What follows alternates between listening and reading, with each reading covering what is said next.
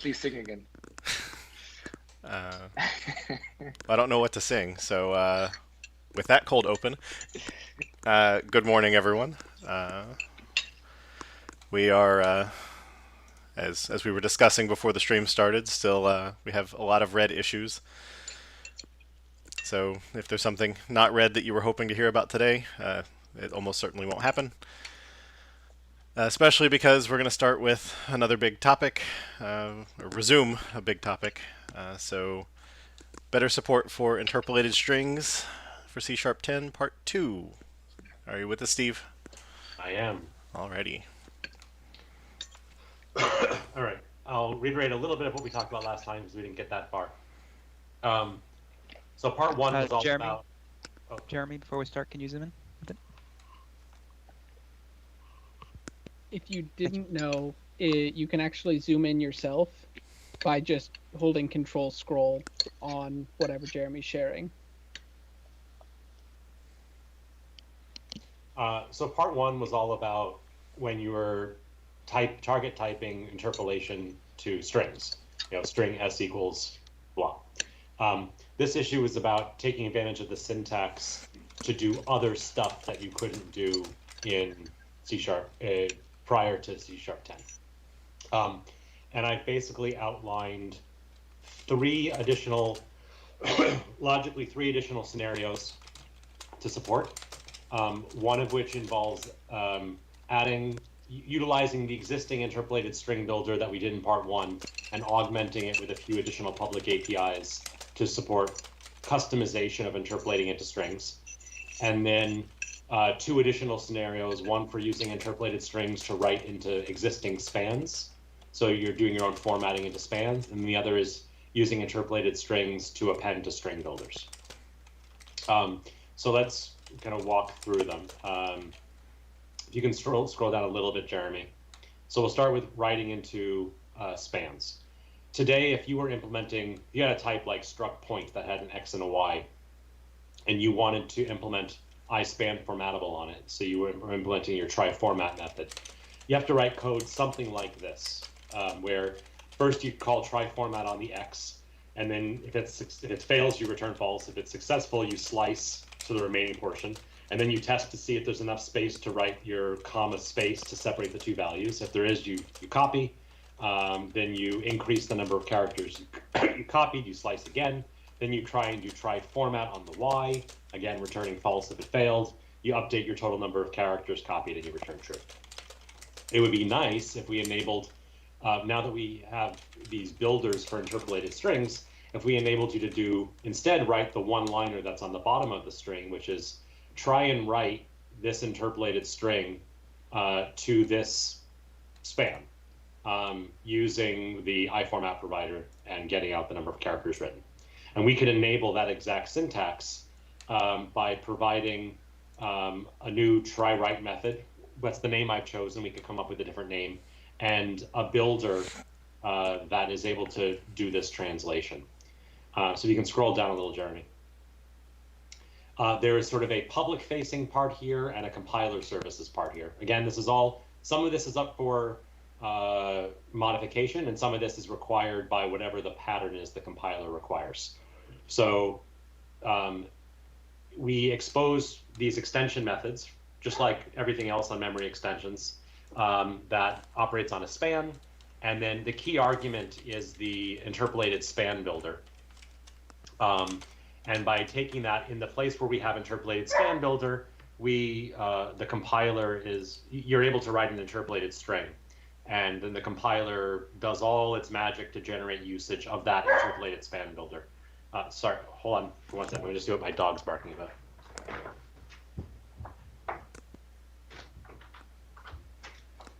I believe that was a whiff of approval. Unless he's saying this proposal is a total whiff. And he just has trouble with eyes. Sorry about that. He was stuck outside. So then we have this interpolated span builder, which has the relevant factory methods. These would potentially become constructors. We're having that discussion with the C# folks.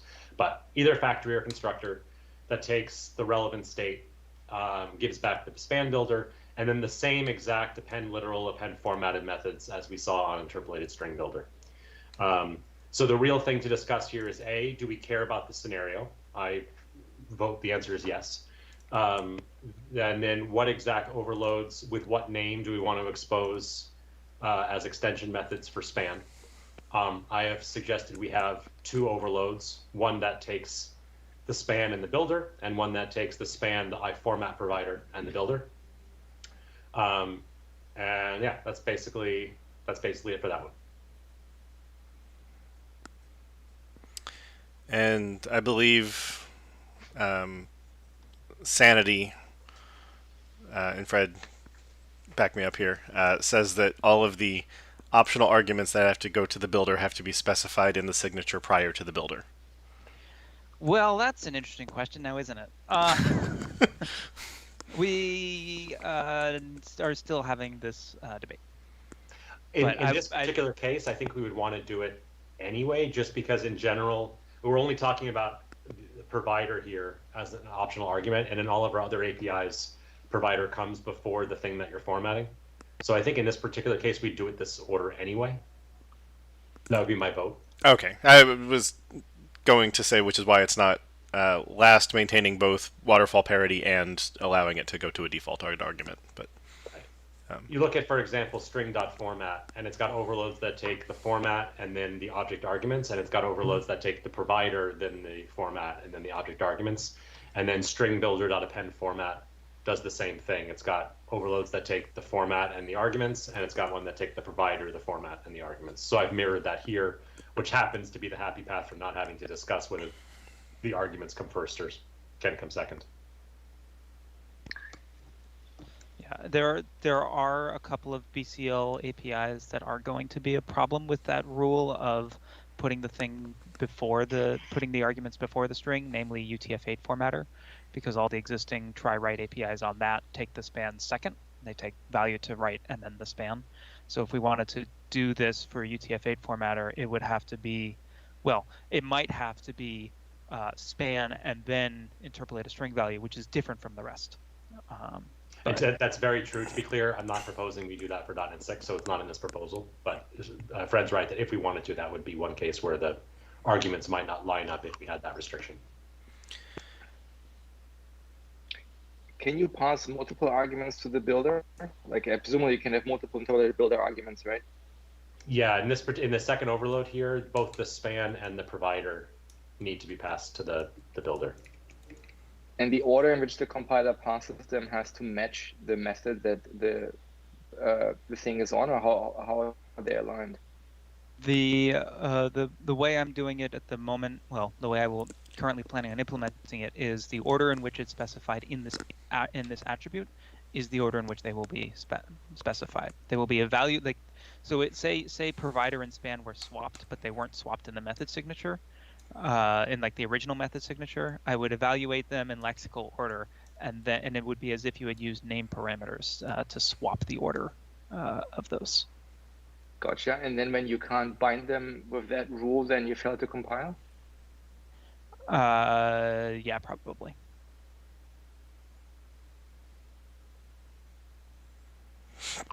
I should reiterate again that the details of like this builder argument attribute, as I've used it here, is what Fred has currently proposed in his C# feature, but this hasn't been ratified 100% yet, so there might be some tweaks to this.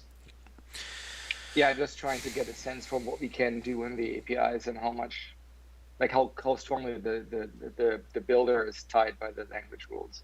But it seems like we pretty much have arbitrary flexibility here. We can have any order of arguments on the method, and then we just have to, have the correct order effectively in the attribute, which I think is perfect.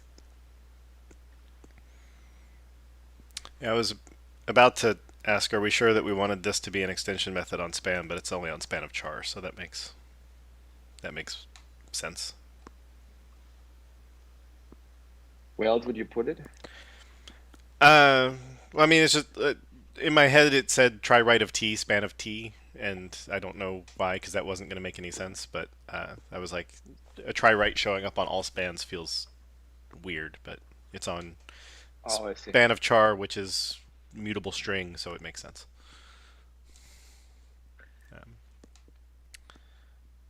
Just, I see extension methods and my spidey senses start tingling.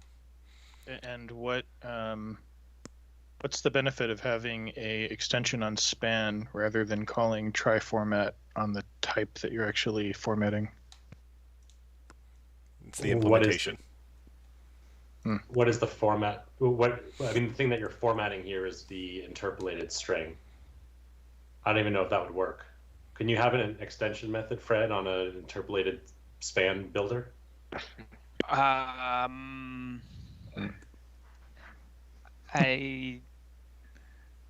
Maybe.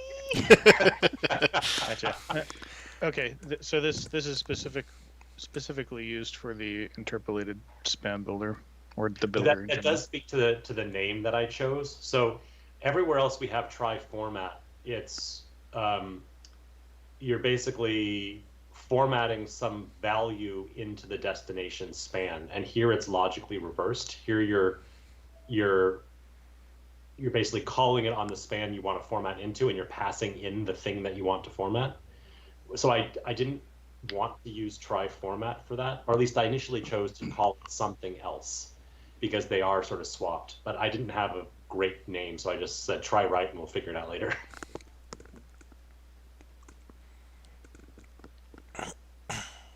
We could also say the order doesn't matter, let's just call it try format anyway. I mean, I actually like the try write for some reason.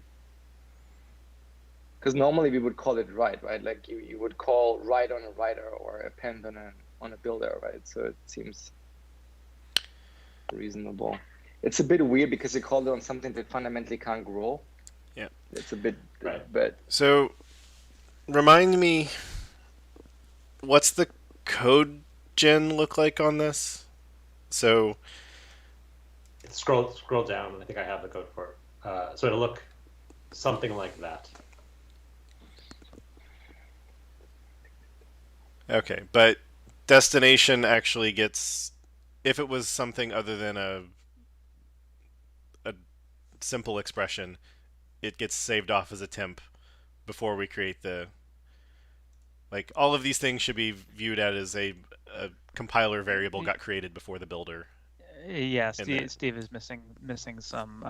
I'm taking some liberties. Yeah. I'm just looking at it as order of execution and when are things happening and when did the work happen, right? So from the method perspective, this is really, I have a span, I have a builder that's already in the state that I want you to write, or that already represents the data that I want to go into the span, and just take the data out of this builder and write it into the span. So try write makes sense. Well, that is an active discussion, and we plan that's actually not necessarily like. So there are some things that I've taken some liberties with here, but the evaluation of X and Y are pretty close to the position that I've included them here. So if appending formatted X returned false, we would not evaluate Y. Right, but in the try write method itself, destination and provider would be temps there. Yes, they would be temps. Yeah. Yes. And in release mode, the compiler might not put temps there because we know it's a parameter, and Yeah.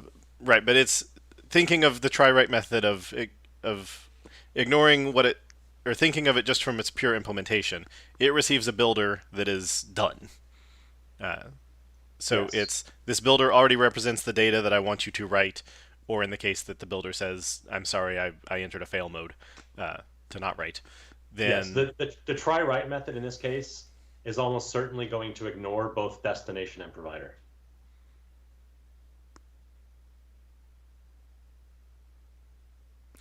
Interesting. Right, because the destination was captured by the builder. Right. So try write's actually doing nothing. The try write is basically saying if builder.success, copy builder.formatted count into chars written, else chars written equals 0, return false. Right. So the writing was already done.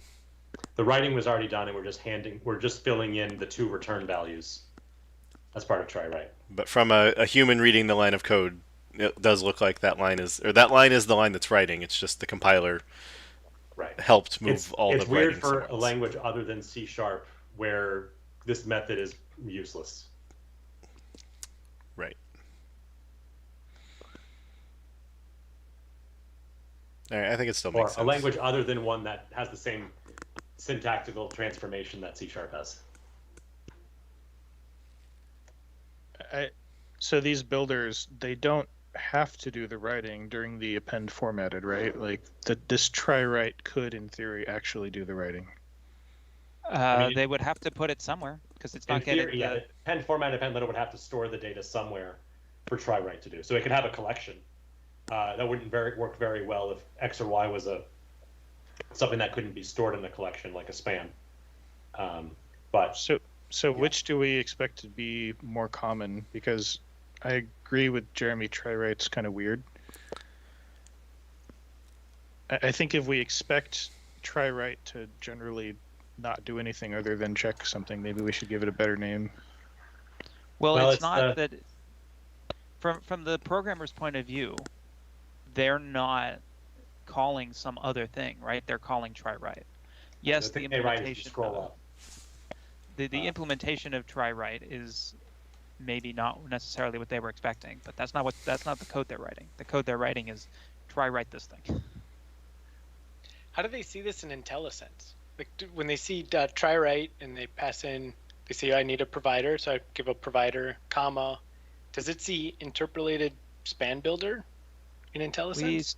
That's still being designed. Okay, because we're gonna need some kind of hint. So yes. Some kind of hint to say that yeah, because especially if it's like, oh, I should create an interpolated span builder myself, right? Because that's what IntelliSense told me to pass into this argument. I mean, if you're using an in-market VS, then it would certainly see exactly what the signature is, and it would say that it wants a ref interpolated span builder, and you'd be like, what's that? But if you're using an in-market VS, you wouldn't get this feature in the first place, so I don't know. No, but that's what would show up. Like the extension method would show up on span or on span of char, so you would see the method pop up. Right, but then if you tried to use this feature, you wouldn't get it in the first place. So I don't really like you couldn't pass a string there. So yes, we need to design the IDE experience around this as well, but that's part of the feature, right? Yeah. The concern I was going down is if somebody actually did try using interpolated span builder themselves and then pass that into try write. If try write didn't actually do anything with it. I mean, well, if you returns were creating an interpolated span builder yourself, you're not giving it an interpolated string, so there'd be nothing for it to write. And you could certainly write the same code the compiler would write. You could say interpolated span builder dot create append, and then call passing it by ref. Like I made some other span and created the builder around that. Append, and then passed that into my original span try write. Yeah. Yeah, I mean, really, it is a little unfortunate that the try write needs the destination purely because the pattern says it has to be there. Because by the time we get to this try write, the destination, and I guess Steve said, and the provider doesn't matter. It's returning the Boolean off of this guy and using that Boolean to determine what to write to this guy. Yeah, I mean, there are potential alternatives that had a significant impact on what the C# feature would look like if everything ended up getting passed to the builder and somehow the builder provided a constructor and everything in the constructor was then surfaced. The developer could make the try write call as if it was passing everything in the constructor, but the only thing the method actually took was the interpolated span builder. Maybe something like that could be made to work, but that's not currently how it's proposed. Mm-hmm. I mean, it's somewhat unfortunate because, I mean, it would be nice to have language syntax that just allows you to effectively construct the builder, right? Because then you actually have it as a value. Now, the problem is it's always tied to the method call itself, right? So you can't quite just get the builder, which kind of makes it a bit odd in the sense, right? Because it's all based on an expression that has a value, but realistically, the whole compiler feature is about the method call being rewritten, right? So it's a bit, yeah, it's funky. Yeah, I mean, yeah, I think that I can't come up with a name that's better than try write because, if we jump to 10 years from now and the feature exists and we've all been using it and we're all happy with it, and 10 years is probably enough time that I would remember that the feature exists in the language. No laugh from Fred. Okay. You say that. The Yet you don't know Link very well. yeah, that try right would be the verb that you're going to think of. So yeah, I think it's a reasonable name. It is just a little. Looking at the details, it's a little weird, but I can't think of a better name in context. I mean, this is another one of Well, those the way the cases feature- where if we're happy with the name, we will let, and we know we want to pass in the destination span, and we know we want to pass in provider, we know we want to get out in chars written. Everything else, we will do whatever it is the compiler needs us to do. If we decide all these arguments can be moved to the builder's constructor, great, we'll do that. I think we just need to decide from an API perspective if we're okay, regardless of what it ends up looking like from a compiler's perspective, language perspective, we're okay exposing this method, and if yes, what do we want the name to be, and the order of parameters and stuff like that, and then we'll just use whatever syntax we have to make it work. Yeah, I think in a perfect world, the rewrite would just basically have return memory extensions dot try write that just passes in the builder, right? Because that would be, now the method itself makes sense, right? It's self-contained. It takes all the data in this one thing. But I think if we don't do that, I think also the proposed name makes sense, because honestly, I don't care what the rewrite is that the compiler does. It's more important what the user sees when they actually call the method, right? Because that's the user experience. We don't really expect people to write the builders by hand, right? There will be a very small number of people that have to build methods like the try write method, but those are the kind of people that do unnatural acts today, right? They basically have to understand the compiler feature, and for them, I don't think it's super weird that the method takes a destination and a provider, because then now it's just the wire through to the builder, right? So I think it seems fine. Yeah, because you basically, in order to do the right thing, we would need like attributes that are like, oh, I have a proxy parameter that is before something, and so you end up with fake methods appearing in IntelliSense that make the target work. But I think that would just be insane. So,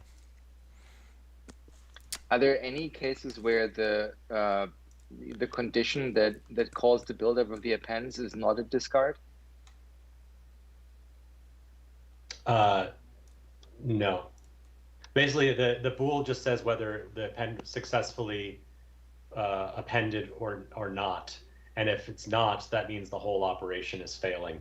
So basically, the builder in this case is both returning and storing whether it was successful. And if anything failed, then try write is going to return false, because it's going to say return builder.success basically. And so what happens when the builder itself is not a ref struct? How does it store the reference to the thing that you pass in? I mean, it could have been like we could build this whole thing with string builder, right? And you could build this whole thing, sure. And it would always succeed. There wouldn't be a failure mode. You wouldn't ask it the question. And when you get into try write, it would then ask, how many characters do I need to write? And it would say, oh, too many, and then be false. Right, but in this case, the thing we're actually writing to is the destination span. There's no way to do this without interpolated span builder being a ref struct. Right. Yeah. Fair enough. But example, as far as the pattern, if we replaced interpolated span builder with string builder, scroll down to the bottom. Then I think that the pattern here makes sense. It's the fact that we're writing into the captured span is where it got. So here is the proposal, the part for appending to a string builder. Since it's pretty amazing how much code you can find that does string builder dot append $quote and then an interpolated string. So here, this does not need to be a ref struct, because there's nothing being stored. It's just a struct that's wrapping the string builder. And so why would we make them return bool? I mean, they would always return true, right? No? Yeah, this is a copy and paste error. These are void returning. Okay, that makes sense. So basically, is it then fair to say if it's a ref struct, it's probably bool returning, and if it's a class, it's probably void returning? Not quite. So like interpolated string builder, the one we discussed last time, all of its append methods are void returning, but it is a ref struct because we want to be able to seed it with a span of scratch space. So we want to be able to store a span inside it. And similarly, if you were a class, but you knew that you had to write a message that fit within a certain size, you could start returning false at "I'm too big, stop calling me." Right. Exactly. And then there's also the bool that create can output, which it can be used for things like logging to say whether you want to short circuit the whole thing anyway. So there's an optional out bool success you can have on create. And if this was a logging API, that would check the log level and whether logging was enabled. And if it wasn't, it can short circuit the whole thing. Gotcha. So then basically, I guess so then I guess it's fair to say that the bools from the individual methods is just to basically prevent evaluation of more arguments. And then the out in the beginning is basically to just seed it effectively. Yeah, so you want to disable the whole thing or not, versus do you want to stop processing halfway through because you ran out of room? Yeah. So I'm going to ask a meta question, which is really a language question with regards to the feature. Are we concerned with short-circuited builders confusing people as to side effect induced interpolation parameters? We had a very, very long 3 hours worth of discussion between last Wednesday and yesterday. And the answer is not particularly. Yes. Well, clearly, because if we were, then we wouldn't have the short-circuited ones. But it's okay. As long as, Mads or whoever wants to put on the hat of we've said that if you're in this state, you've done something wrong, then that's fine. But can you provide? Yeah, can you articulate where you think the confusion is? Because I mean, in the string, you literally give the arguments in order, right? So but it's if you wrote, you wanted to call y dot something, like in your format here, you put open curly y dot something close curly. If x was too big, then you won't call that method, and any side effect that it had wouldn't happen. So whether or not the internal count plus plus depended on how long the x was or the destination span was. So it's when your positional arguments themselves have side effects. So you're basically saying the confusion is that it's not evaluated because you ran out of space. Right. And that you can't see it anywhere. Or in the logging case, like you pass to log, your log method, your interpolated string, and it says log level is too low, so I'm not going to run this at all, and none of your mutation happens in your holes occurs. Yeah. And we discussed this at length, and basically the answer is, yeah, it's possible this could bite someone, just like it's possible someone can be bitten by conditional attributes on methods. I will say my first ever bug as a professional developer is I had some side effect producing code that was in a debug, or that was in an assert, and it turned out it was a debug assert. So, but in general, the cases where first it's relatively rare to have side affecting operations in holes, and even then, we believe that it's more common for someone to believe that, for example, in that log case, that the things you're doing aren't happening if logging was disabled, than to expect that side effects would happen regardless. Right. I mean, we shipped code like that in the BCL in .NET 5. Yeah. Right. I would also say the whole point of the feature is perf, right? It would be pretty sad if, in the log case, for example, we evaluate this super expensive whatever thing that this thing does, like a 2-string or something, and then we just throw it away, right? Yeah, I agree. It's just two sides of the same coin. So I was just making sure that it's definitely been thought about, and it's a concern, but not enough of one to change the plan. So the question I had here was around just how we feel about putting compiler support in compiler services via a nested type. So for example, this interpolated span builder, I currently have it defined in namespace system runtime compiler services. It could also be a nested type within memory extensions, in which case it could be, interpolated try write builder or something. I don't have a strong feeling about it. I'm curious if others do. I would mostly base it on would you reuse it? I mean, if basically the only method that would use it is try write a memory extensions, and the only thing that would ever use the type explicitly is the compiler, then I think having a nested type makes perfect sense. It's kind of like the get enumerator stuff that we do. If you expect to reuse this builder from other types that are not memory extensions, it would be a bit weird if it's a nested type and a memory extensions. Not the end of the world, but I think that would be probably how I would decide. My expectation is this is the one and only place it's used. Whereas the interpolated string builder, I know there are a couple places I'd like to use it, and we put that one in compiler services. It also feels like, sorry, go ahead, Fred. The only question I have is, I've mentioned UTF-8 formatter once or twice. That would probably want to use interpolated span builder. It would be a different one though. It would, because that would be on a span of byte rather than span of char. That's true. The span of byte, yeah.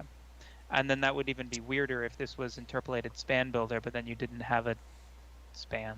Right. So it would have to be interpolated char span builder or something. Yeah. Yeah.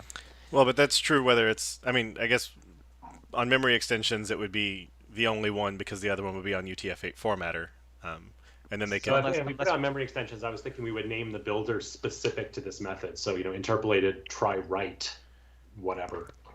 Right, but if we add char8 or whatever as a more primitive concept, then the try write 8 builder or whatever would presumably also make sense on memory extensions. So it's they could both be nested there. Is the expectation that no one will ever pass one of these builders to anything other than try write? Like they wouldn't want to forward a builder or anything like that? I think I understood you, Corey, but you're pretty soft. That is my expectation that I can't think of any other place we'd want to pass this. Okay. Oh, that's better. Thanks. Yeah, the only thing I can think of is if one don't try format wants to call another try format in the middle.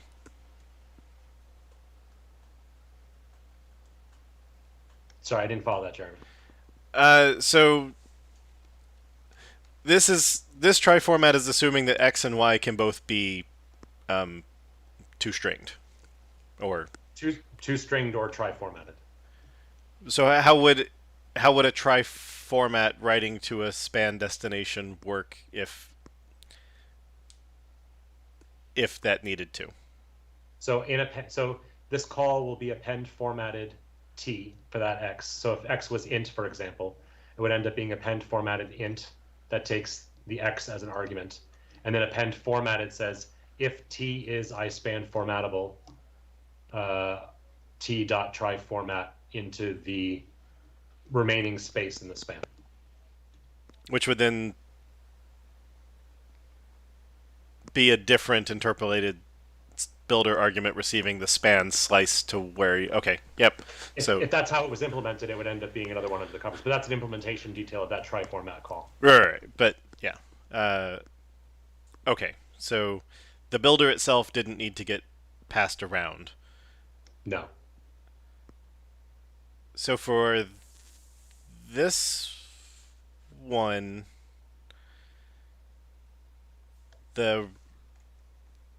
this builder doesn't actually need to be ref here because it's not actually doing work.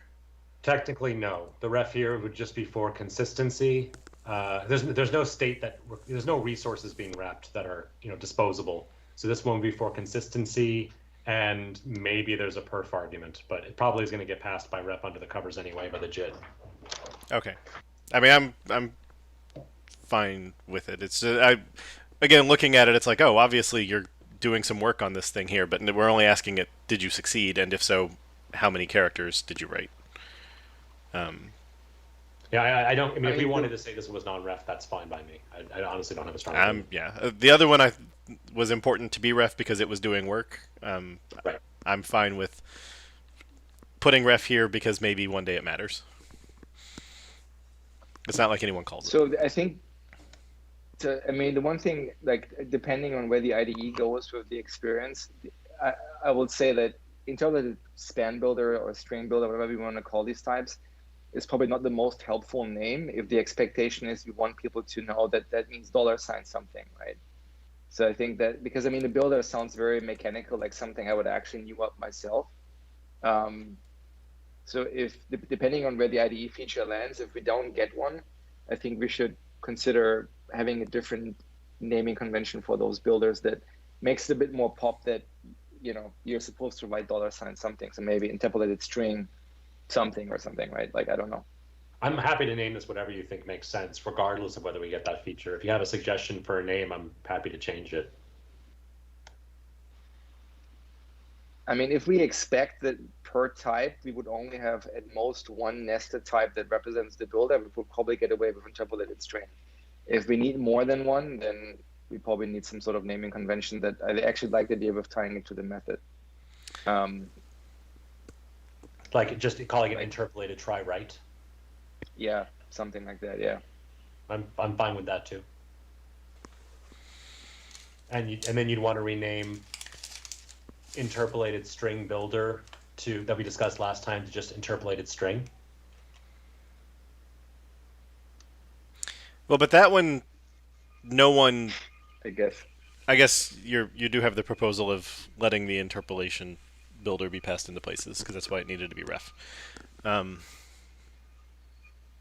Okay, I was gonna say that one no one ever sees, but you wanted to add places that they saw it. What the language folks think, whether, I don't know, like, I mean, I think everybody has heard the name interpolated string, and I think most C# devs probably know what that means. But Fred, do you have any opinions on that? I don't know. Yeah, it's a hard. I've been thinking interpolated something or other would kind of be enough, but I can see the arguments around, well, interpolated span. What does that mean? I don't understand what that means. I can see the arguments there. It does feel weird to have a type named interpolated string. That feels like it's a future recipe for confusion for us. But like, what do you mean interpolated string? Do you mean system.runtime.compiler services.interpolated string, or do you mean a literal interpolated string, literal?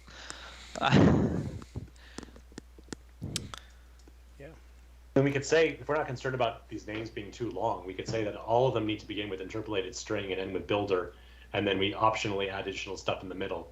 You know, interpolated string try write span builder, and interpolated string builder just for the normal strings, and interpolated string builder.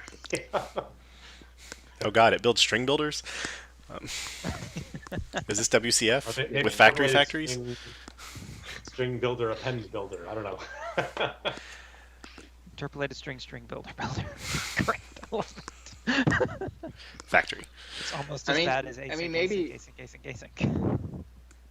I mean, maybe we're overthinking it, right? I mean, like, if you look at for each, for example, people don't really care what the method is called, right? I mean, people still somehow figure out what they can enumerate, right? And it's largely driven by intuition, right?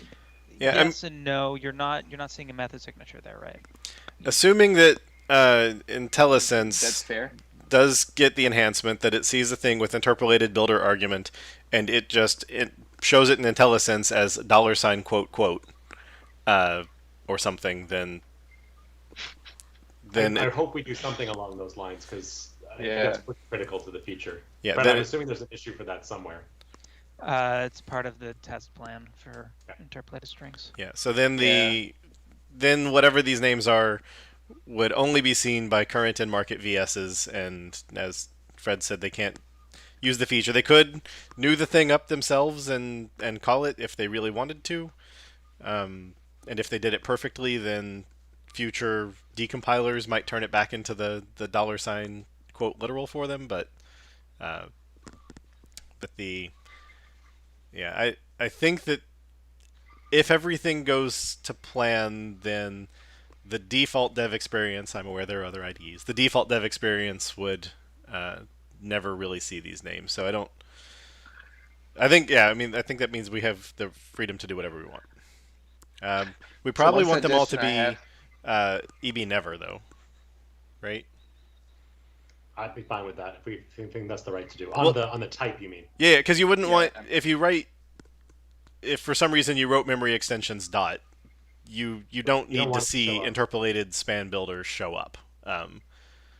And And discourage people from saying new interpolated span builder as a way to pass something in. Yeah, like just taking it out of the default view experience on just the types. I assume we would only do that for ones that are nested and not the ones for compiler services. I agree, because compiler services all big noisy things that you probably don't care about anyway. So exactly. I mean, compiler services, the namespace is basically that's a browsable never. Right? So. Okay, so what I think I'm hearing is we call this try write. We have interpolated try write builder until we come up with a better name. That's a nested type under memory extensions, and that type is attributed as editor browsable never.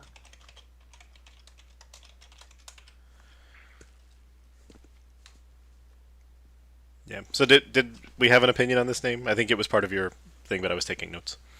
I was suggesting it within it being a nested type, we call it interpolated try write builder. Mm-hmm. Okay.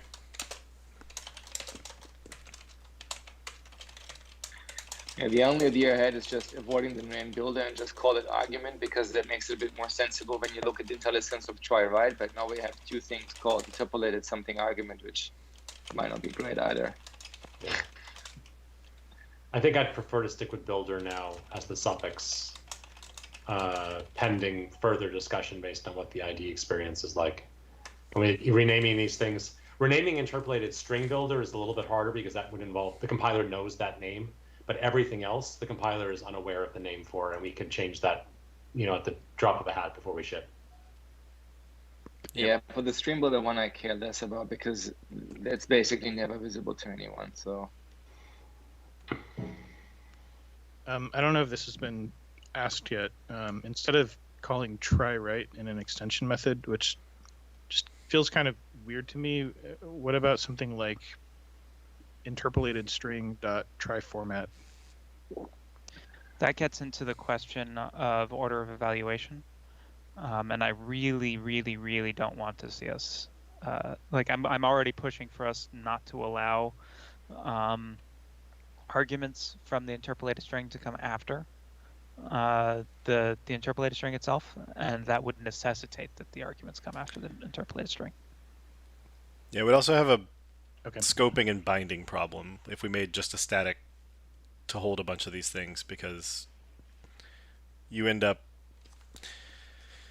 you can't have overloading on the interpolation type, because I assume the compiler would be like, oh my god, there are two conflicting things that would take a $ expression here. I fail. And then there's no way out of that hole ever. And so we really do want the things to be as tightly scoped to the methods that want them as possible. And in the case of interpolated string builder, that's the global scope. Yeah. The other thing is, I don't think this is the type of extension that I don't think you want showing up on everything, right? Spans are not a common scenario. You shouldn't just dot off any interpolated string and see, oh, what's this try write thing, or that doesn't feel. It feels much more appropriate that this should be, I'm working with a span. Oh, let me dot off of it and see what I can do, as opposed to dotting off a string and then going, what's this method here?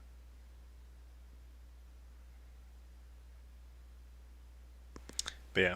For what it's worth, Corey, what you proposed was actually my initial proposal to Fred and Jared, and then it got revamped. But yeah, looking at it from the extension syntax, try write makes more sense than try format, because try format is take the object expression and figure out a way to turn that into a string. And this is take the arguments and shove them into the object expression, which is write. Right. Hey, I mean, question. I think the yeah.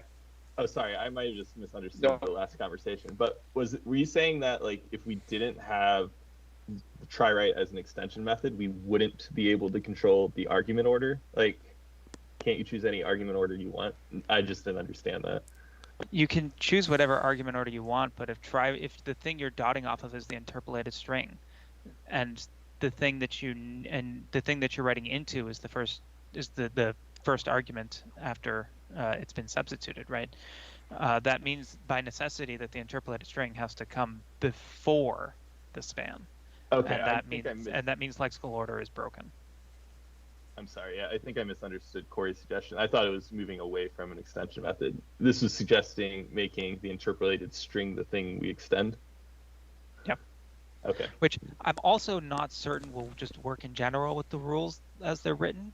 It might, but I'm honestly not sure. To be clear, I think Stephen actually understood my question better than I communicated it. I wasn't proposing dotting off of the interpolated string, but actually having a static class interpolated string with a try format or a try write method. Oh, I actually had I had interpreted it as dotting off of the interpolated string. Yeah, so I was the one who got it right. Yay! So I mean that's what I did initially. Like I think I'm not gung ho about the extension method over span. I think it is a bit wonky, but I mean we don't really have a good static type that we can put it on.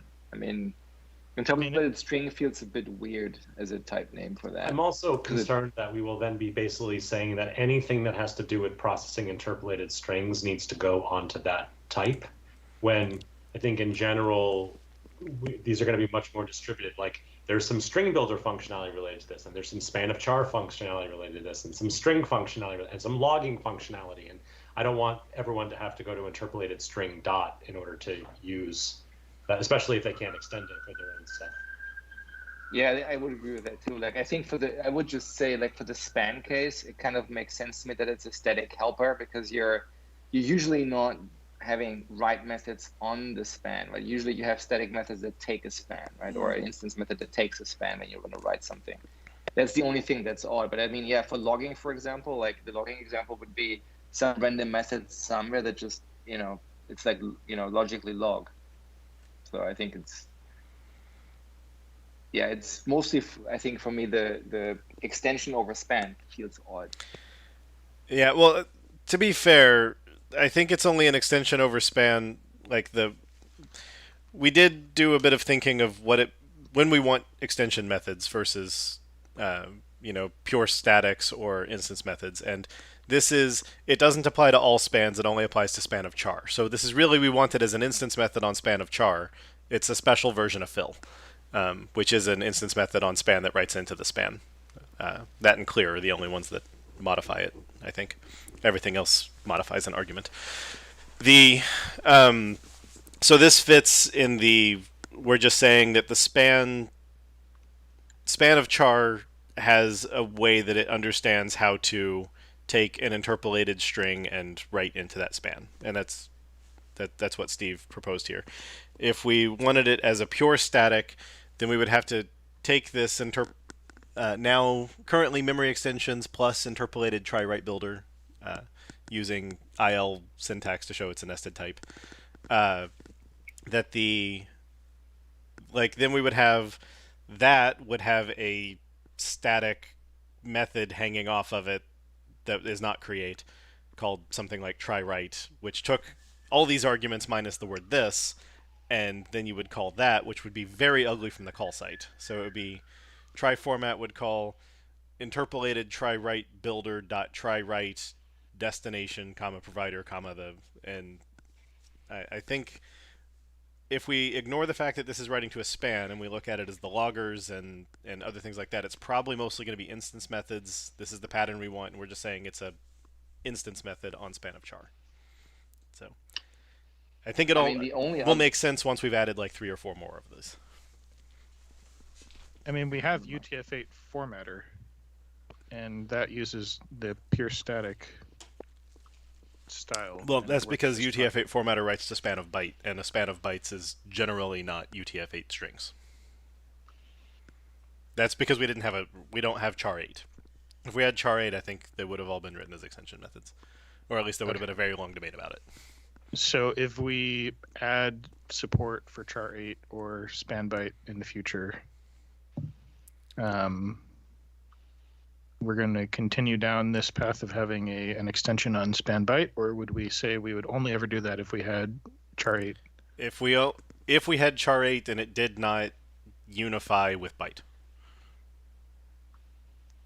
Well, would people really be opposed to an extension method on span byte if it were marked EB never?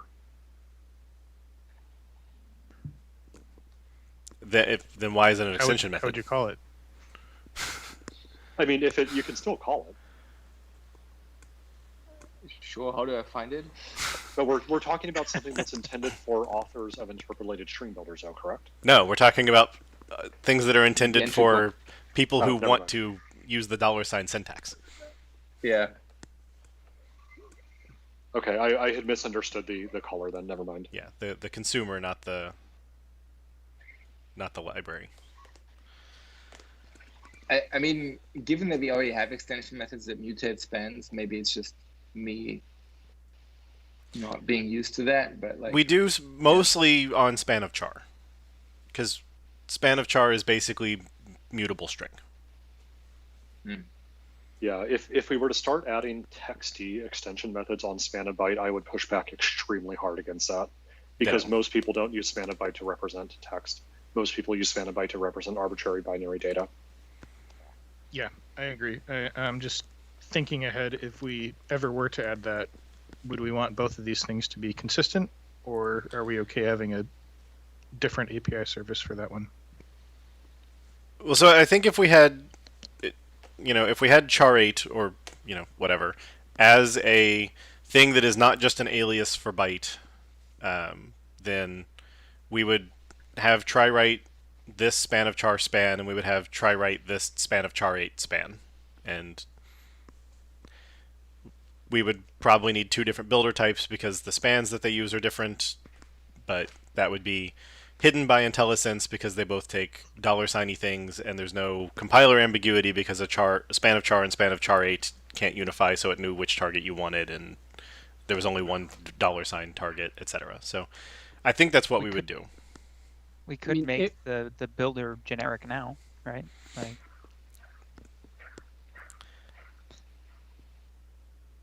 we could, but then I don't know how we'd implement it.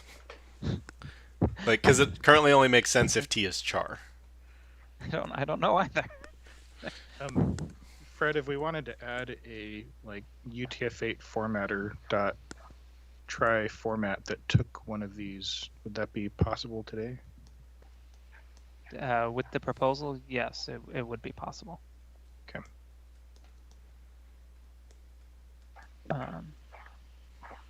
But again, we might have some ordering issues where everything on UTF-8 formatter is thing to write and then destination, whereas this will probably want to be destination then thing to write. But other than that inconsistency, it should be possible.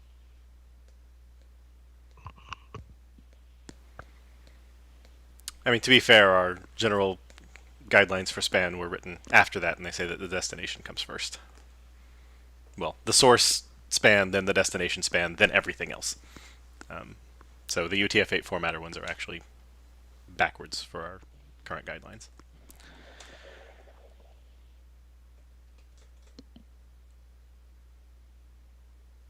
Okay. So is there anything else to this, Steve? Not to that part.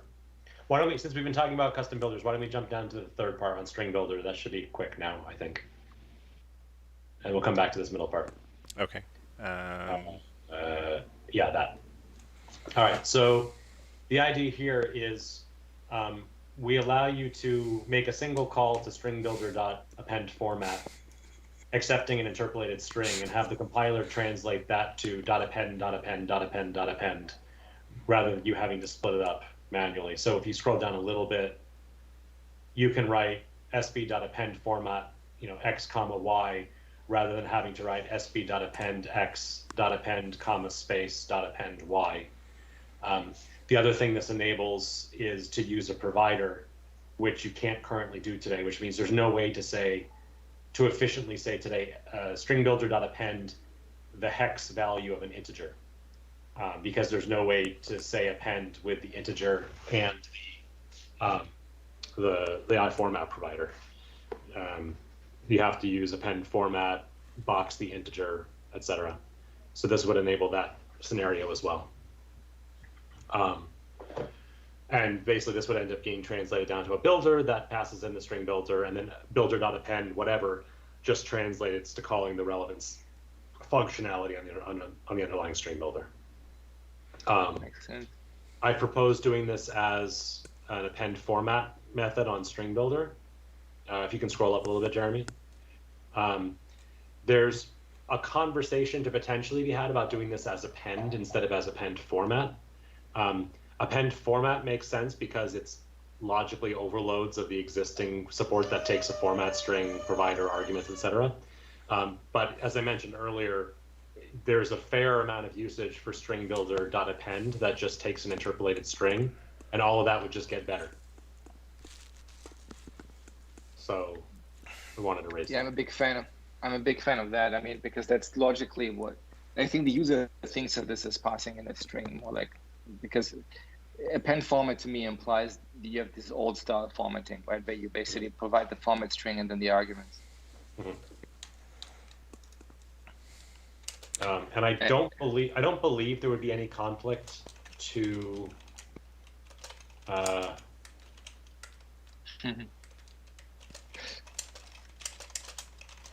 don't think there would be any conflict where we would start binding to the new overload, but maybe there's some weird edge case. Yeah, so Fred, representing the compiler and language, will an interpolated builder argument target beat string in overload resolution? Yes, intentionally so. Okay, just making sure we didn't need to say we couldn't use overloads. The specific design was that code gets better. So when you upgrade this and you have one of these things, it just gets better.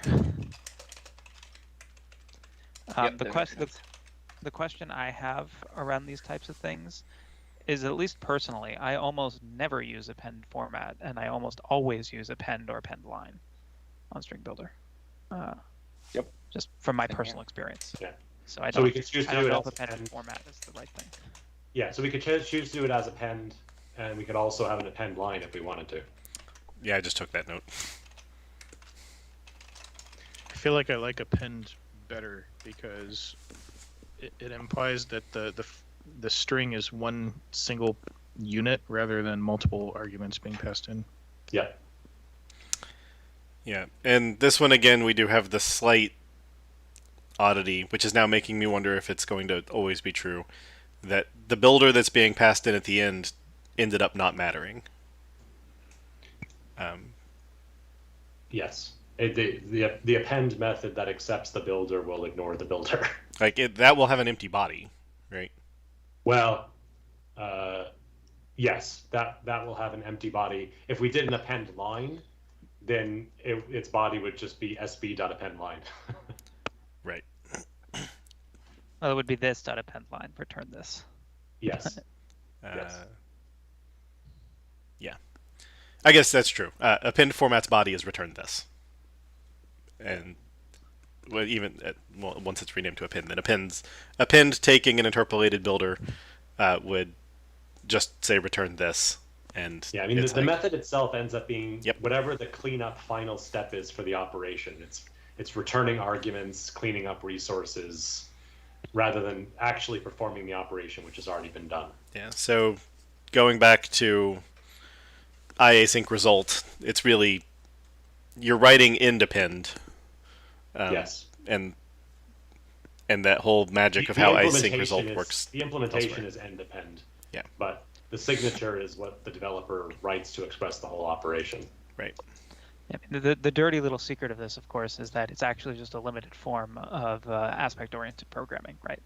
It's the design of it is specifically that it's injecting code at the call site, not at the method body, and so that naturally ends up meaning the method body is kind of not doing much. Now, if we really wanted to, we could add some validation to the methods, pure overhead that, check that the string builder contained in the interpolated append format builder is the same one as this. And if the provider was passing stuff, but I don't think that's worthwhile. Fair I enough. think that's just. I guess in the case of a logger, you actually would end up doing work in the end method, because you're probably just actually composing the formatted message in your builder, just doing the like I know I have a fixed length, or whatever work you want to do. And then at the end, now you're like, great, I've actually composed this thing, now go push it on the wire. So it's the fact that we're looking at these things that are only in memory transforms is why they get to short circuit. Formatting was the only work they needed to do.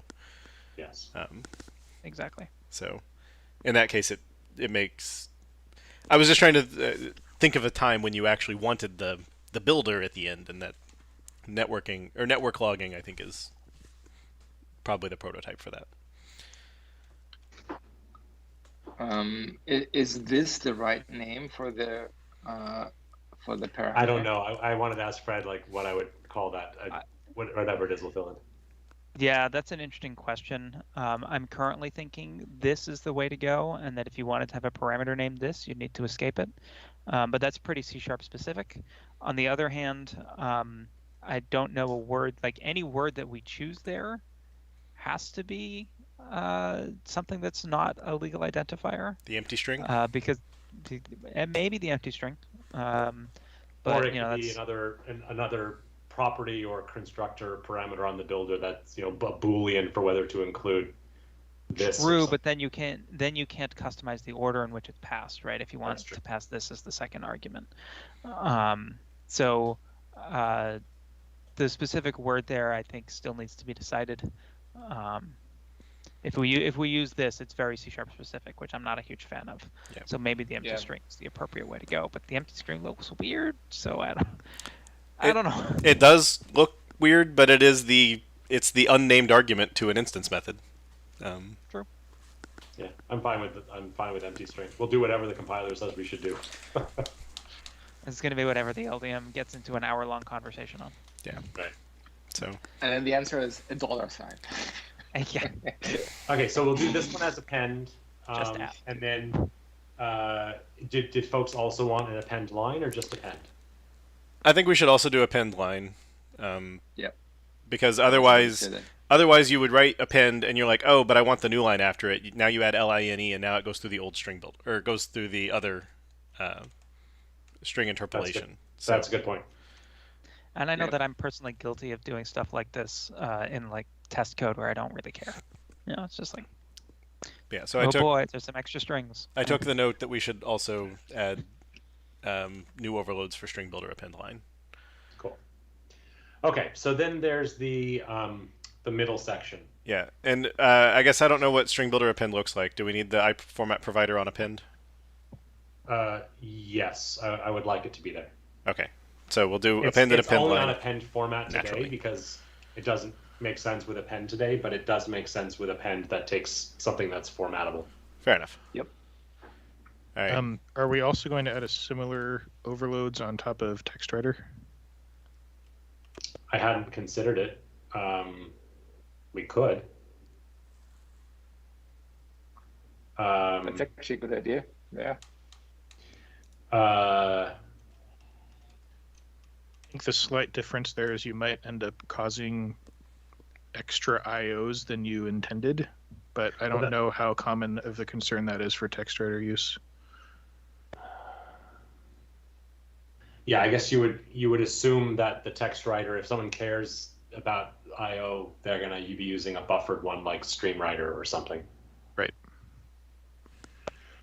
That sounds reasonable. Yeah, I mean, I think maybe that's come back as another proposal instead of just jamming it in right here. Because making sure that we want it to be non-virtual and that it all makes sense, and if it's virtual, what is it gonna, right? Like, I think that one's gonna be way more complicated, so we probably don't want to talk about it today. Corey, do you want to open an issue for it? Sure. Thanks.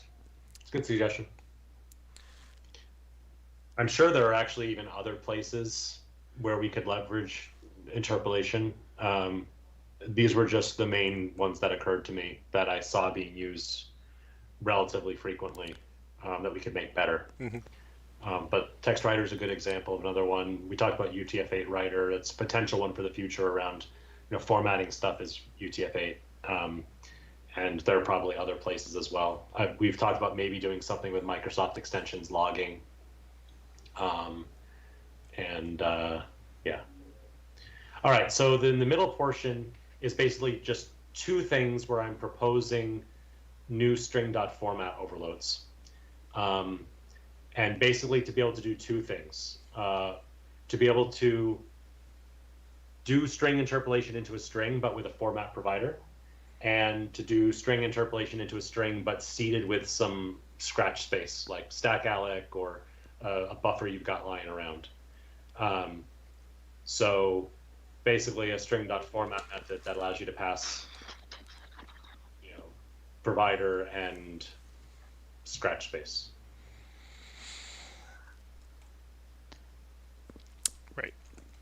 And the intent of this, if I remember correctly, Steve, is that we have, in the BCL today, we use value string builder all over the place, and we seed it with some scratch space. And so if we could expose that in a safe way. And we also, under the cover, string.format uses value string builder seeded with char 256, stack-alloc char 256. So string.format is already using stack space. If we don't expose this, it's kind of a step backwards. I certainly didn't do homework to look up what a good name for scratch buffer was. I don't suppose I have no idea. anybody I did. did. Other cases where we've done this, but maybe there is. Because I think that all the people on the call know the vernacular here, but I don't know that that's. I don't know if that's a Microsoftism or if that's a programmingism. I mean, or Scratchpad is a thing. Fair enough. I just wonder if in other APIs we've either us or Win32 or anywhere has exposed it just as like, temp or temporary does kind of feel like a better name to me. Like temp space. And you're like, what's the temp space for? It's like, well, it's space that I use if I can. Do we think that users will be successful not putting this scratch buffer into like a for loop and that sort of thing? Performance is sexy to people. I know that this will get used maybe by people who don't understand that. Hopefully, if they did that, our SDK analyzer that fires if stack-alloc is inside of a loop would fire, but they're fallible, so they might not. Someone could have also turned it off. I mean, my suggestion would be maybe not make it string.format, make it string.create, because the only create method we have today takes a span action already, so it's kind of an advanced API. But a lot of people do string.format, and like it's kind of the same argument as for string builder. Like you're not really like formatting to me still means you take arguments and you take the format string as separate things, right? Versus the whole point here is that it's just one thing. If you call it string.create and you pass stack-alloc and then some interpolated string, I think that also makes sense, and I think it will probably reduce the audience quite a bit because string.format is extremely popular compared to string.create, let's say. Well, the other thing, I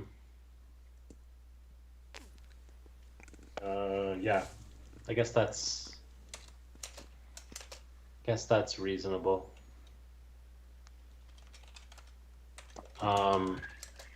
I mean, it's a little strange because a lot of the static APIs on string are about creating strings. Yeah. And it's, how are you creating it? Are you reversing it or removing something from one to create another, or you're giving a delegate to create it? So format is largely like you're giving it something that's format related and you want it to produce a string from it, which is why I chose that. But if we want to, sort of de-emphasize it and make it more advanced and only for advanced users to know to look for this thing, we could make it string.create. We could put it on formatable string, which is a little strange because that's sort of the old interpolated string thing, but we could put it there. I mean, we already have string.create. That's why I suggested it. It's already exists. You would just overload it. Right. Yeah, I'm putting in a different type. I also thought about that, but I couldn't think of one. Like, formatted string seems weird because you don't actually either you produce one nor do you take one. So it's a bit odd. We could put it on interpolated string builder itself, but that would be encouraging folks to go poking around in system runtime compiler services. Yeah. Yeah, I think I think Emo's suggestion of string.create is good. It's the same. There's a span here. Things you need to sort of know a little bit of what you're doing. Not a whole bunch, because if scratch buffer or temp space or whatever is too small, you'll work around it. But it's still maybe you should be in, programming 102 before you call this method. And string.format is definitely dev 101. Have you heard the name Stephen Tope? No? All right, you're not supposed to call this API. Go read I mean, there's another option, which I don't love, but which we could do, and that is we make it possible we don't expose the string format method, but we still expose the relevant create method on interpolated string builder, such that someone could write their own version of format that uses this functionality if they wanted to. Yeah, I mean, I think it's fine to add it as string.create. Worst comes to worst, if we feel that it really should have been an overload of format, we can duplicate it later, but I don't really see us coming to that conclusion. Okay. Again, because the format verb in current.NET is that you take a format string and then the stuff to shove in the positional placeholders. And the whole purpose of this is there aren't positional placeholders, and you're not doing all of the after the fact work of counting them and temp space and all that. You're building it up in a forward manner and hoping that you can do so in an efficient manner. So it's not a format, it's just string.manifest, and manifest is create. So okay. I mean, it is kind of a continuation of what we have done in the past, right? Because when we added interpolation, basically people replace the format verb with just the raw value, right? So like if you move to the old syntax or the current syntax, depending on your viewpoint, basically you just replace string.format with just, the $ quote, right? Or if you call, string builder.append format, now you use string builder.append, right? So like it seems logical to just drop the format entirely for these kind of APIs. Okay. And Jeremy, did you want to do a little research on Scratch and come back with a different name? Yeah, I can't get to it today because of complicated scheduling, but I've taken down a note. We're not fully happy with the name Scratch Buffer, but not sure what a good answer is. The adjective temporary received a minor happy response. Temporary buffer ? And that sounds fine. But yeah, I'll take a note to myself to look for any sort of temporary Scratch, etc. thing that we have in API that we're maybe happy with, or even not happy with, and see if we can solve this over email. Sounds good. I mean, what's wrong with buffer? I mean, it's some buffer, right? Yeah, I mean that's workspace, working space, buffer, temporary buffer, whatever. Okay, took a note to myself. Yep. All right.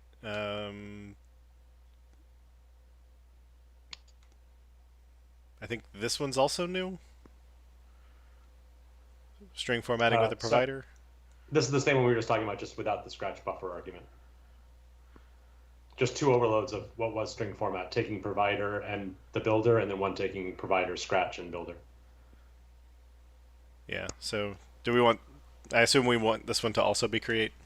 I think they should be next to each other wherever they are. So if the other one was create, this should be create. Yeah.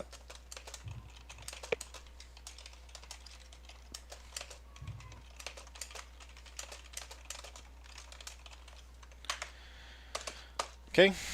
And this one is basically just better than using the raw one purely for the format provider, right?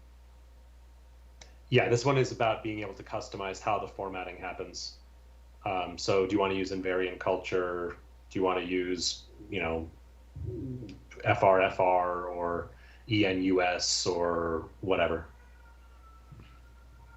It also allows you to, there's some neat super advanced features, like you can pass an iFormat provider that implements custom formatter, and then you get to customize every value that comes through every hole if you really want to. So you can implement your own, like, you know, B for binary format specifier, and then your integers would all be formatted as binary or something. Sure. Okay, and the note we had last time was allow multiple false, which you've already incorporated.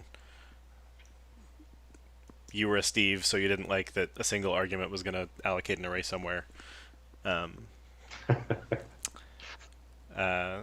I assume the compiler can agree to handle that resolution, Fred.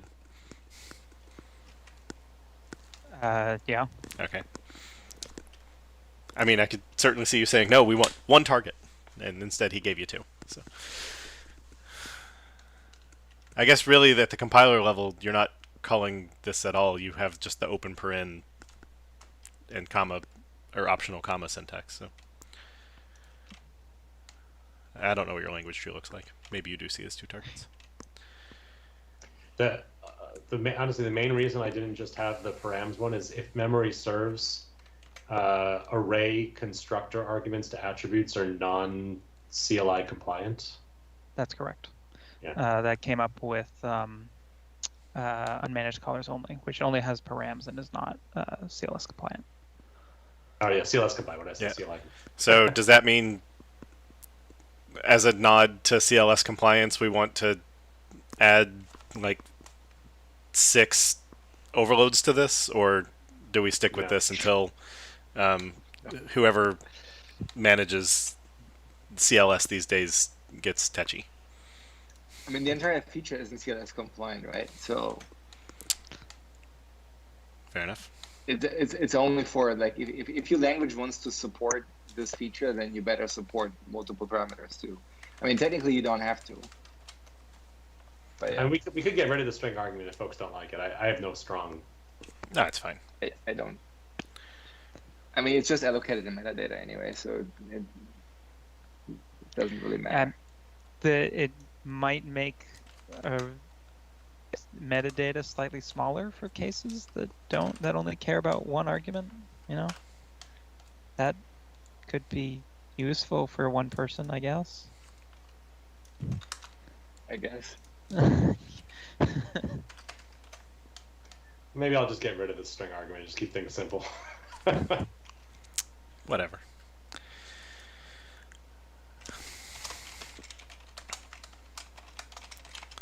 All right. Well, thank you all for your time. Yeah, so is there anything that we missed?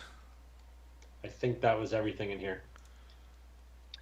So I guess we will approve it, and then, you know, depending on how the compiler feature goes, you come back when we have to make changes. Yeah, I think there's some minor things that aren't worth bringing back through here. Like we're debating whether to use create or a constructor. Same arguments, just is it called create or is it called CTOR? I'm assuming I don't need to bring that back through. But anything more than that, yeah, we'll come back. Yeah, I would be curious, Fred, like, can you keep us posted on what the ID experience is going to look like? Because I think that's the only thing we may want to react to some way or the other. Yeah, I can do that. I mean, there are still other parts about this proposal that are being debated. So hopefully we don't need to come back with major changes to all this stuff. But yeah. Fair enough. I'm copying all of the things to get the eyeballs. Words are hard. I mean, it's a cool feature. It's just a little bit in the territory of, like, that seems clever. That might bite us later. To me, this is similar to category as the source generators that we're doing, where we're sort of exploring new territory and APIs that aren't exactly what you see in the library. Yeah, that's how C++ started. We have to be very careful of making sure we don't go off the deep end. Hey, if it means we get multiple inheritance at some point, I'm okay with that. You already have multiple inheritance. Just I was going to say. Yeah, Damn, what more do you want? we've introduced diamonds, so have fun. well, we have multiple inheritance without diamonds because you don't inherit default implementations from your interface. But Sure. no diamonds. All right, I think I Lead need the table, and you're 90% there. string builder one. We solved that problem by saying no, go away. Which is a different namespace, and we want append and append line.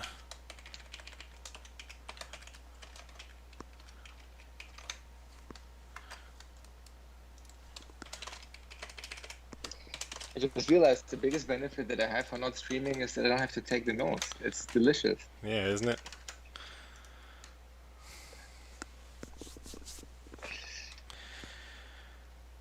Okay. Thanks to copying all the stuff in. Yeah. Yeah. And I think I missed a bunch of EB nevers because I was trying to avoid dead air. I also only updated one of the string.creates to be, or string.formats to be string.create. Do we generally mark the enumerators EB never today? Or do we not care? I don't think we do. Honestly, for nested... Sorry, go ahead, Fred. The one thing about enumerators, unless you're doing extension enumerators, is you're not going to see them on these types, right? Because you can call extension methods without using them as an extension method. So I don't necessarily know as though the enumerator case is quite as good a comparison. Yeah, it's more like when you dot into the type, right? Like so take for example let's say memory extensions, right? If I dot into it today, I would find interpolated try write builder in there unless you apply the attribute, right? And the same can be said for, let's say, list of t, right?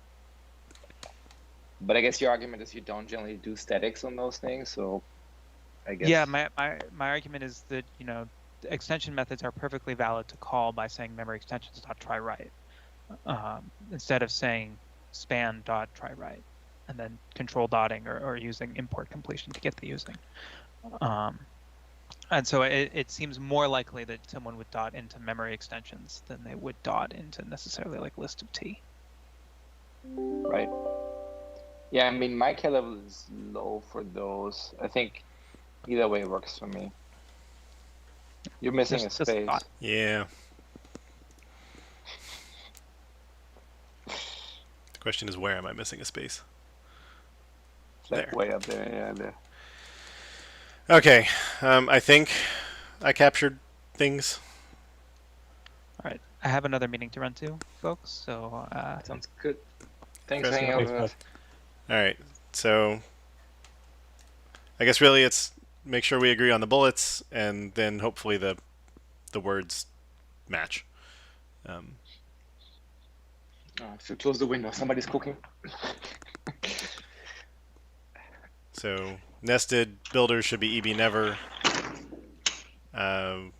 We moved the span builder to a nested type and changed it to try write builder. Append format should instead be append. We also want append line. String format is string create, and I have homework of looking for prior art on things like temporary and working and whatever buffers. And you captured the, we need to rethink through this, right? I don't think you did, right? Need to rethink what? We need to think about this. How do we call this? I mean, that's string or... that's going to be the compiler. The compiler and language are going to come up with what the answer is on that, and we need to have the attribute painted correctly. So, sure. I don't think we as the group care. It's the code has to work in the end, and Steve will make that happen. Works for me. All right. Then let's approve this and move on.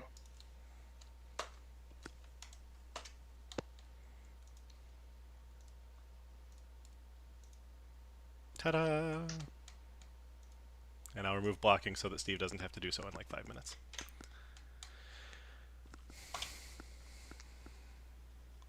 All right. So But that one's easy. we have 30 minutes left. Does So much time. first one should be super easy. Talking about. But I really care about the signal handling. But create scope, it should be absolutely doable in like 5 minutes, 10 minutes. Yeah, is because I'm looking at the agenda, and the agenda had us doing 49346 next. It did. Yeah, sure. I mean, we can do whatever. I didn't actually see the agenda. I woke up late. The SSL stream seems also very easy. Like, I think when I put the agenda together, like, that was the only thing that was there, I think. But they're both quick. All right, 49346, SSL stream delayed certificate negotiation. I can talk to this a little bit, or David. Why don't you then go ahead, David? Sure. In TLS, I think 1.1 and 1.3, there's a way to ask for the client certificate after negotiation. They work differently in each of those protocols, but generically the API is I don't have the client cert in the initial handshake, and the client will ask after the request is made for the cert to happen. Stefan, you are loud. I'm going to mute you. Sorry. So this API essentially lets the caller ask for the cert from the server side, from the client. And typically it's used in scenarios where you want to be able to ask for a certificate by looking at request information. So normally in the SSL handshake, you only have the domain name, the host name of the request. This is typically used later in the request path after the handshake has happened, and you have more information about the request to then renegotiate the certificate. And this API is about triggering that from the server side. We have customers who basically are moving from IIS and HTTP/SYS to Kestrel, and this works on those servers. So the intent here is to expose an API on a SSL stream that Kestrel can expose in ASP.NET, so that feature comes back. Okay, so this is you're the server, and it's that you want to get a client certificate on an already established session, not one that happened during the initial handshake. That's right. What's the current method for getting the client certificate when you're the server? Is it just a property called client certificate? Yeah, you basically ask for client certificate as Boolean, and a client might or might not send it, and it's up to the server to decide what to do when you don't get it in the handshake. So the remote certificate validation callback would be called, and if there is no custom validation, the handshake would fail if the server asked for a client certificate. Right, but if you put it in the allow mode instead of the required mode, and then how do you see the certificate aside from the callback? When there's a property on the SSL stream which gives you the remote certificate. Right. There it is. Remote certificate. So the thinking was, if you already have the certificate, this method would essentially ask or would give you that. And if not, then it would basically start the handshake or attempt to start the handshake or re-handshake or renegotiation. And if the client gives you the certificate back, it would give you the certificate. If not, it would give you either null or it can throw, depending sort of what the underlying conditions are. Okay, and then from a protocol level, it's just a renegotiate. So all the same mechanisms we have for how the client chooses what certificate to specify still makes sense, and we don't need any complicated parameters or a new thing for the client to be able to do the client half of this correctly. Well, sort of, yeah, mostly the exception is still a similar tree where basically renegotiation doesn't exist. However, there is an extension which allows you optionally to say, I'm willing to do post-handshake authentication, and this could piggyback on the post-handshake authentication extension, and it hinges on client willing to support it. So I missed it. Does this actually trigger renegotiation? Because we had a separate issue, I thought, about a method that forced renegotiation. Correct. So this will trigger renegotiation on TLS 1.2 and older. If there's not already a client cert. If there is no already client cert. David, these customers who need this, how are they planning to use HTTP 3, which doesn't have support for that? They're not. Okay. We told them. So this feature is, by the way, blocked on HTTP 2 and 3 because it's unsafe. It only works in HTTP 1. Okay. So they are screwed this HTTP do query, as David said. So basically, when you start multiplexing, this gets trickier. And this is the AAD gateway, so they have like thousands of sites and whatnot, and it's basically legacy-ish behavior. So it blocks them migrating to .NET Core. That's Makes why sense. we promise it for 6, and it's gonna, bigger deal.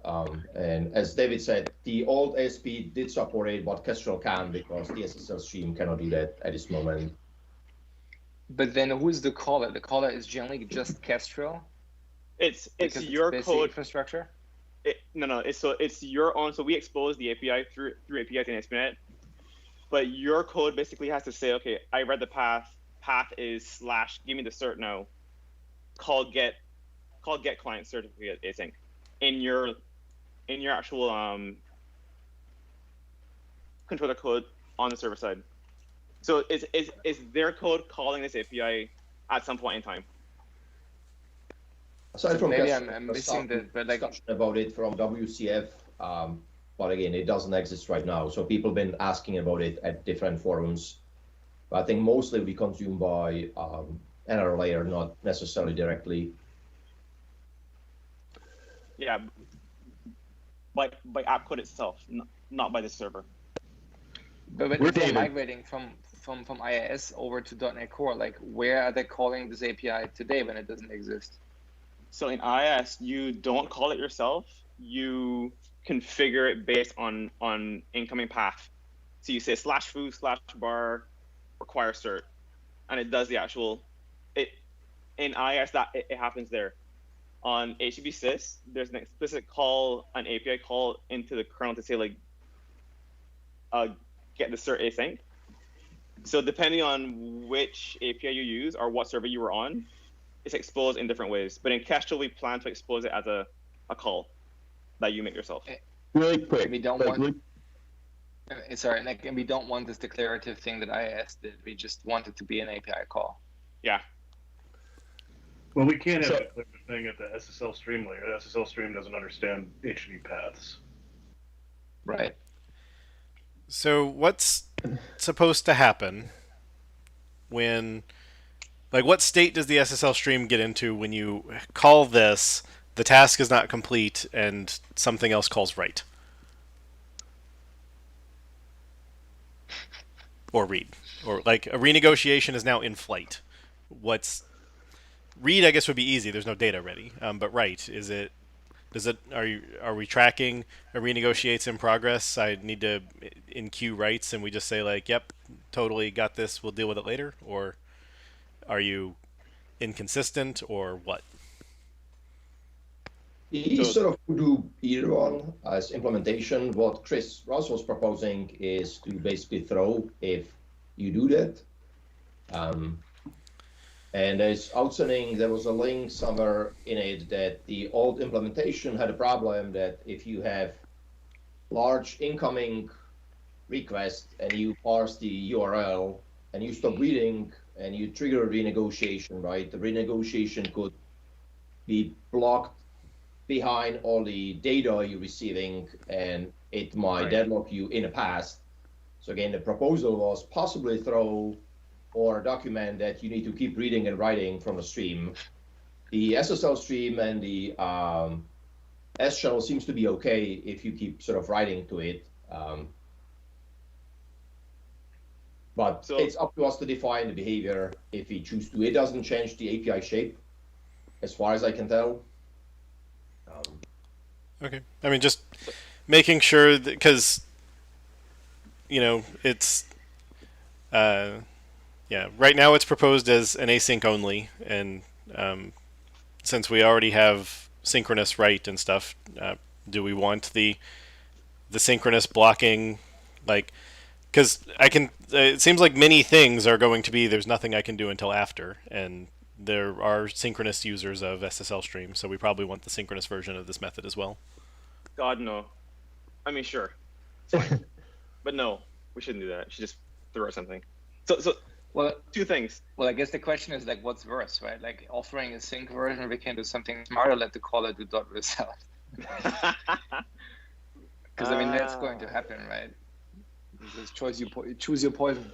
I mean, ultimately, the sync version is waiting for IO anyway. Like, it's not very different, is it? Like, it's not like, and by waiting for IO, I'm not saying it's waiting for back pressure to be relieved. I mean, it's waiting for a certificate to be received from the client. Right. Well, this Like, is one of those things of if the synchronous method knows that the async state that it's getting in, it is 100% completely safe to call get await or get result, and Steve vomits a little inside his mouth, then we all do. then Right. that's fine. But making the caller do it means that the caller either starts assuming that this is generally okay, or they need to figure out how to know if it's okay. And so we have the suggestion that async API should have sync API, especially on types that are already mixed. So I think And this one wants especially both. The guideline, as I understand it, Stephen, please jump in. But the guideline, as I understand it, is if you can do something smarter than just get a waiter, not get result, then you should expose a sync API in order to do that. We certainly do that here in the sense that we can do a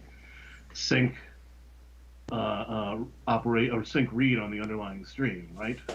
Or sync. It's a breaking change, though, right? It's a breaking change because the issue is that you have a sync API today to get the client cert. Are you going to make it start doing this sync read when before it would return null? I don't think we would change the property. The property would be add a new it's one? the last negotiated one, and this method is trigger I see. renegotiate Get if you client don't cert, already have async. one. I got it. So Got it. it's a new method. If- Like there's not currently a get client certificate that returns a X509 certificate too. It's a property called remote certificate. Yeah, if we believe people need to call this synchronously, we should expose both get client certificate and get client certificate async. My question would just be, it sounds like this can't be used for HTTP2 or HTTP3, so it's only about HTTP 1.1. It does different things for TLS 1.2, 1.1, 1.0 than it does for 1.3. Right. It's very niche. How many people actually need to call this, and are any of them going to use the synchronous method? No, they're all going to be async.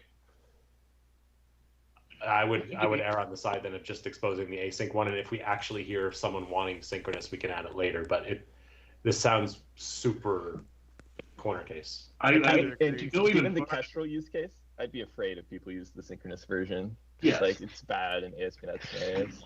to go even farther, we don't want people to do this. The only reason we are doing this is because there are people who do this already, and they want to migrate to .NET Core, and it's too hard for them to stop doing this. That's correct, isn't it, David? Is that a fair? Yep, 100% correct. And it's basically when they have that like /admin required a client cert, but the root did not, and they don't want to move their stuff to be a different domain. Correct. Yes. That is the exact scenario. We had a customer last week that had to figure out how to have all clients change domains, and it was a pain for them. It impacts device login.microsoft.com, and touching that seems really difficult. So yeah, but those are certainly current cases and legacy behaviors. So we should call this API something like request client certificate dangerous, don't do this ever async. I mean, I'm joking, but like the name get client certificate async is really innocuous and does not nearly enough convey how much you don't want to do this. Should we throw renegotiate in the name? I think so. I think we should throw in like trigger renegotiate, sound more expensive. I don't know. Right, because I think the problem would be if you just want one, you would or you're expecting one, or you think it's the optional, like you've said, be an optional client certificate, and you're like, there's get client certificate. That's exactly what I want to do, and it's not obvious that you're doing renegotiate if they didn't give one. Let me ask a related question. If we've talked about having renegotiate APIs on SSL Stream that force renegotiation. What if we were to instead have renegotiate and renegotiate async, and then a parameter that specifies whether you, just like you have in the initial handshake, whether you require a client certificate. And then if one is provided, it ends up just being available via the property. Is that feasible, horrible? So I like we talk about it, Steve, and the problem is that starting with TLS 1.3, renegotiation doesn't exist. So basically, we would expose API, which going forward basically would not work or would not match the protocol specification. So that's sort of how we scale down, not to call it renegotiation, we call it get certificate, because there is a TLS 1.3 extension, which is not renegotiation. Can we call this like negotiate client certificate and then have it throw if they've already got one? That would, I guess, make it very clear that this is not intended to renegotiate all the time, but only to get a client cert if you don't already have one. I like that a lot, because I'm concerned that this doesn't make it obvious at all that you renegotiate. Are there many other APIs on SSL Stream that can do that? Like, that's not even a thing, right, today? Currently, .NET API can't trigger renegotiation. Right. Yeah.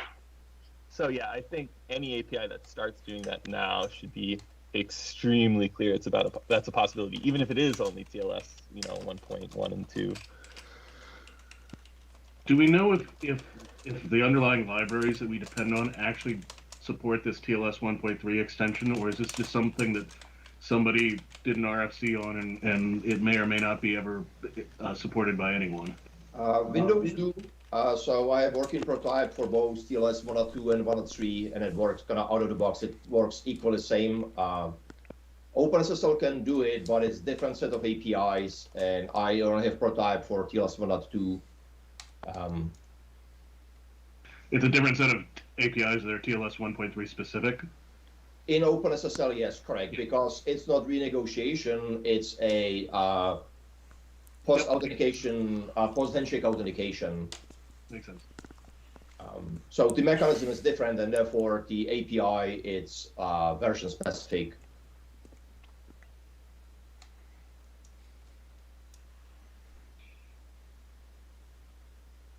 So we changed get to negotiate, I think. It's fine, and if you choose that this should throw rather than returning the existing certificate, that's fine. And I suppose then on client this would always throw. Yeah, I mean the easier answer is don't return the certificate from it. That I think that would be my preference as well. So you're supposed to check if remote certificate is null or not, and if it's null, then you call negotiate certificate, you await that task, and now you check the property again.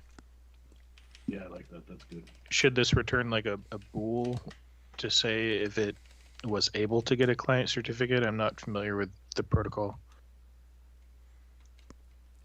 My expectation was you would basically get either null if you ask nicely and the client says no, I don't have certificate for you, and it would throw if you get a underlying OS error. So basically, the bool would be the null value essentially. Right. So it's you await this task and then check the property again to see if it's null or not. Because this is nullable, right? So it says X59 certificate ? In that case, maybe request client certificate. Get sounds like you're expecting something to be there. Right. Well, that's why we said negotiate instead of Yeah, get. that makes sense. So, all right. So get rid of the value return, and now it's just negotiate client certificate async, and then you have to go check the property again. So it's a pure side effect async method. Looks good. Should this be virtual? Are the other authenticate methods virtual right now? I think They are. I don't know why SSL Stream isn't sealed, but they are. Well, let's just keep compounding it. What happens if you call this API and you already have a client cert?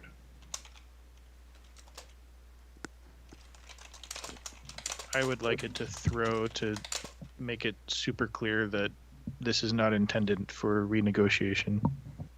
I agree. I just want to make sure that that's not a scenario we intend to support. Like I don't even know, like does TLS even support that? I don't know. My original plan was to just return the existing certificate in that case, or in this case, finish the task. But I don't think it matters. It's really a matter of preference. And I prefer to throw if. Yeah, I agree. Yeah, especially once we're changing it from task of T to task. Now it's. I don't think this is necessarily dangerous, as Jeff was suggesting. It's just the certain protocols like HTTP2 and HTTP3 decided that they don't want to support it because of the multiplexing. But aside from that. Well, I mean, it is complicated. It requires that your client be willing to do renegotiation. It's going to trigger a renegotiation, which is itself part of why it got removed. Is it was deemed to itself be a security risk. So this is doing a thing that the TLS consortium has said should not be done, but we're adding it for compatibility with when it could be done.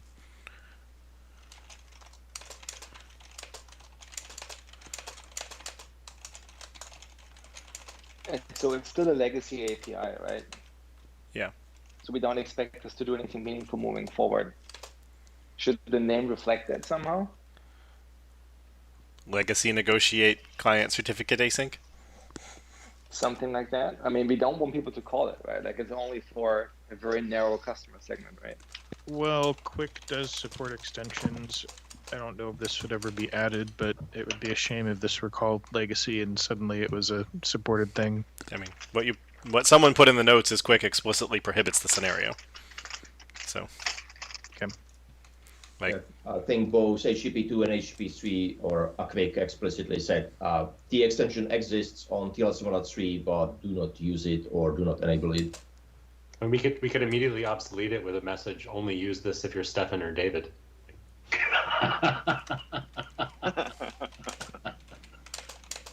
I mean, you say that as a joke, but I mean, if we really think that this is entirely about enabling legacy pipelines, do we want to start it with obsolete? If you really, really don't want to call this? No, let's just leave it as is. It's fine. If only we had telemetry for API usage. We do from APIs of .NET, right? So what's the reason not to mark it obsolete? Like, I get that it's unusual for a new API. It's so, over the top. Just not required.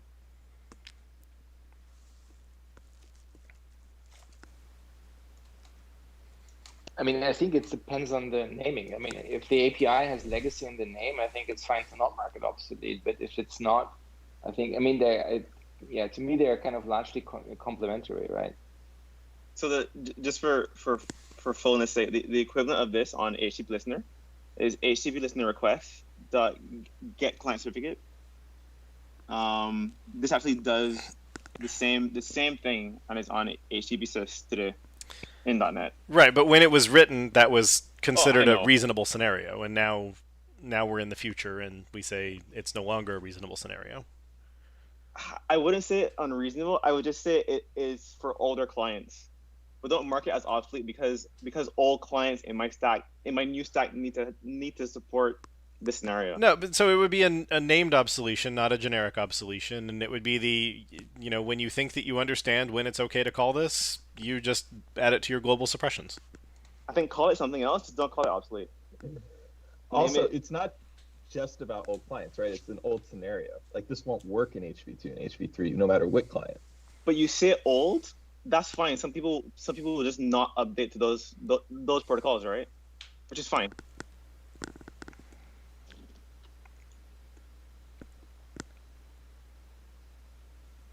Don't call it obsolete. Alternatively, I mean, you could also just put the protocol name in it, right? You could just say, I don't know, HTTP1 or something somewhere in the name, right? That also makes it obvious. Might be too specific.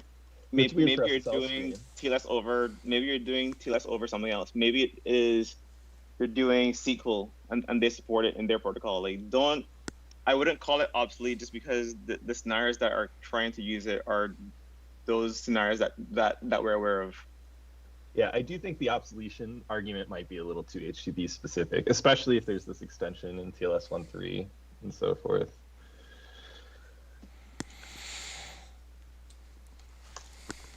obviously that's what I'm most concerned about. So originally I'm like, yeah, let's obsolete it, but yeah, for non-HP scenarios, maybe not. Yeah, so far SSL stream's been kind of application protocol agnostic, right? So it'd be nice to keep it.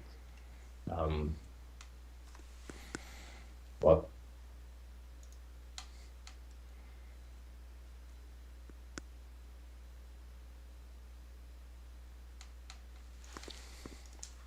So it throws. That sounds fine. Throwing is good.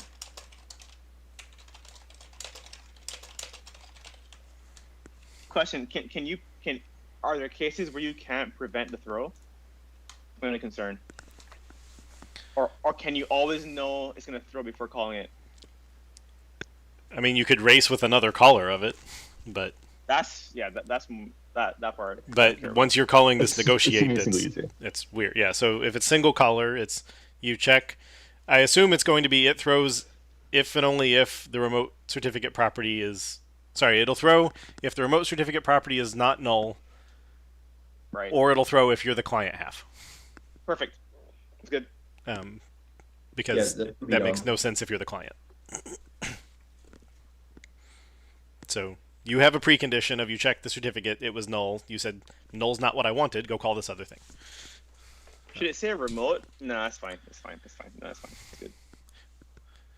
I don't think the client can say, "Hey server, you previously did anonymous TLS, which doesn't really exist anymore. Please anonymize yourself."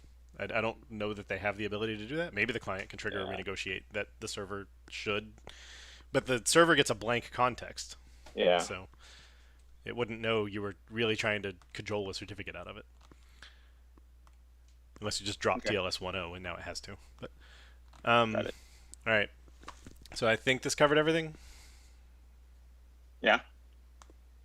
maybe last comment. I don't think it will work on macOS, so it will throw a platform not supported exception, and same for Android and probably some mobile devices. So we can make it work for Linux and Windows.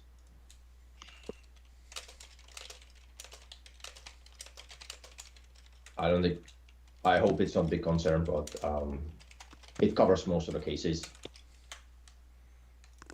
Boom. Perfect.